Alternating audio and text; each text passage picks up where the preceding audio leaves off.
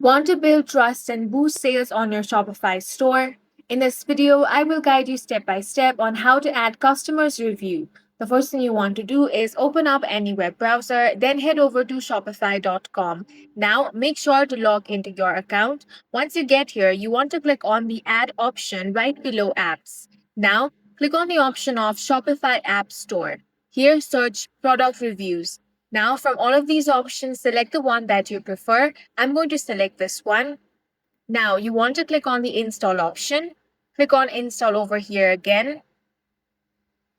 Now, you can either buy a plan or you can simply select the free trial version. Once this app has been added, head back to your Shopify homepage. Now click on online store, then select themes. Now you want to click on customize option, then head over to your products page.